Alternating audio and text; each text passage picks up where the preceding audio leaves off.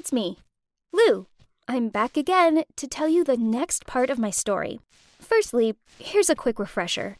So, in the last episode, I discovered that Aaliyah was responsible for all the hate mails, so she got asked to leave Plutus Heights. Then, Naomi moved out too, so I moved in with her, and that's when she told me she was in love with me. Fortunately, after I politely rejected her, we could still be friends. As for things with Mark, we bumped into his parents in a French restaurant right on our 6-month anniversary, and his dad told him to break up with me. I hoped that he would protect me from his dad's insults, but no! Can you believe Mark didn't even stand up for me? I was so angry, and we started quarreling. Then I went on a trip with Naomi, David, and Will, where Will told me that if I was his girlfriend, he'd never let anyone hurt me. So that's a quick recap of the last episode. Now, are you ready for the next part of my story? When we got back from that trip, I felt much better because it reminded me how amazing and supportive my friends are. I kept thinking about what Will had said, that I had to go speak to Mark and see if he thought we had a future together. Maybe he was right. However, Mark and I hadn't even talked since then. In fact, he hadn't even tried to contact me. This silence made me exhausted. Although I couldn't forget what Mark's dad had said about me, I still loved Mark so much. And honestly, I missed him like crazy. I couldn't wait any longer, so eventually, I decided to just call him. When he answered, he sounded like he didn't even have time to speak to me, and his voice had such a cold tone. I found myself apologizing to him for what I'd said because it was not okay. Then I said I wanted to continue with our relationship and that we didn't need to worry about the future yet because we were still so young. Mark agreed, but he didn't say much, just that he was busy and would call me back later. Afterwards, I felt relieved. The Cold War between us had made me sad and miserable, but everything was going to be okay. And yet, I couldn't get his cold tone out of my head. Why was he acting so indifferent? Did he not love me anymore? A few weeks later, things weren't much better. I could count on one hand the amount of times Mark and I had seen each other because he was so busy with the company and the investment club. As for me, I had to study a lot before graduating so that I could help my parents. It was really frustrating. If I didn't call Mark, he wouldn't call me at all. I often looked at the cufflink that I'd found when he saved me and found myself getting lost in thoughts of the past. He used to call me all the time, no matter how busy he was. I missed that. Suddenly, I was so worried. It felt like our love was fading, and nothing could prevent it. If that really happened, how would I cope? One day, I called my dad to see if he was okay, and he sounded exhausted.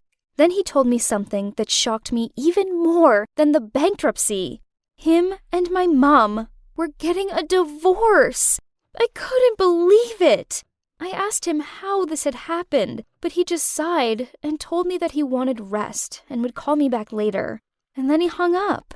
Eventually, I called my aunt, who was my dad's sister, to find out the truth. She said that my mom had been having an affair with a rich man who'd been my dad's partner for a long time because she couldn't stand this poverty anymore. Oh my God, this was too much. There I was, wrapped up in my petty love drama, when in fact, my dad needed me.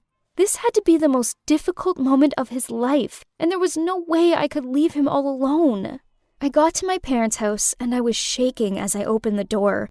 I wanted to wake up from this nightmare to have my mom back. When I saw my dad sitting on the couch, he looked surprised to see me.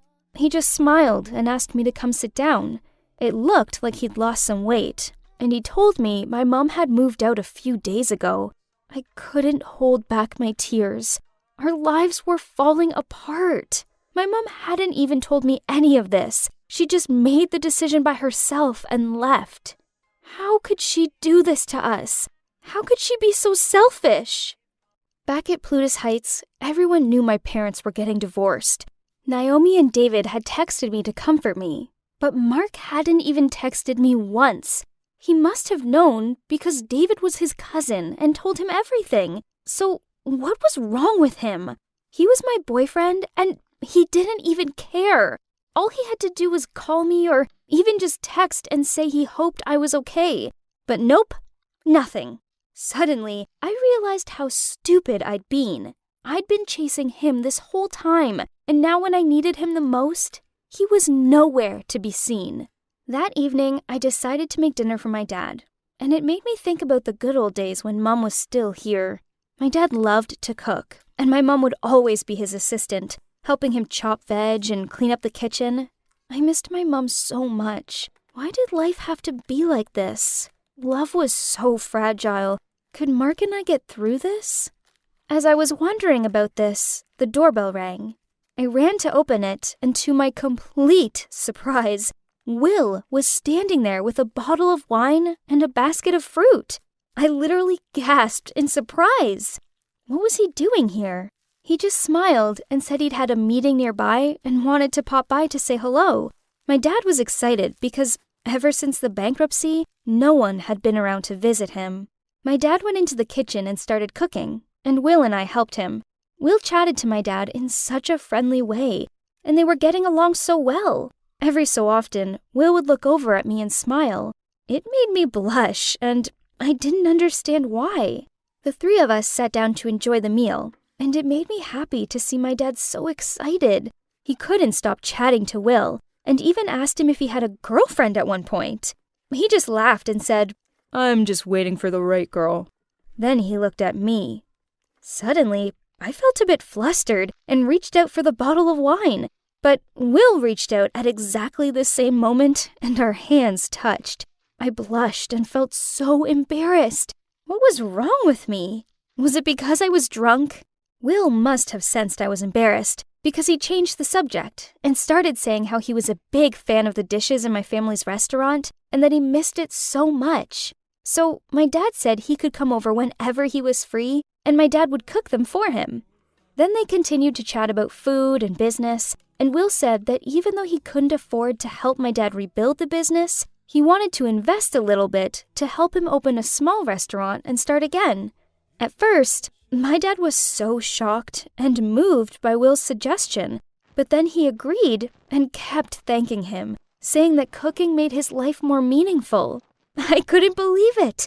Will was being so kind, and I didn't know how to repay him. I told him I'd pay him back after graduation. Then after dinner, he stayed and chatted to my dad for hours. I could see it really cheered my dad up. I was so grateful to Will and couldn't stop thinking about that evening. He'd made me feel so secure, and he was just so considerate. Soon, we were about to graduate. We decided to organize a ceremony along with a big photo shoot together to celebrate, and it was going to take place at a resort which was owned by one of our classmates' family. However, just before, there was a rumor going around that Aaliyah's sensitive photos had been exposed, and her rich fiancé had decided to cancel their wedding even though it was going to be in a few weeks. This was such bad news for Aaliyah. I wondered if she would come to the ceremony. Well, anyway, the ceremony day arrived, and tons of photographers had been hired. There was so much wine and food, and there was even a red carpet. It was so fancy, and we all took photos together. This was our last party as students, and we wanted to make it one to remember. Mark hadn't arrived yet, as he said he'd had a meeting to go to first, so would be a bit late. I was hanging out with Naomi and Will. As for Jeremy, he had a drink and chatted with others on the other side to avoid Naomi. Then, after a while, Aaliyah arrived too. She looked really annoyed, and Naomi whispered to me to be careful around her, in case she caused any trouble. Well, not 1 minute later, Aaliyah was marching towards me. She was smirking and said, "So your family went bankrupt, and yet you can still afford to attend this fancy ceremony?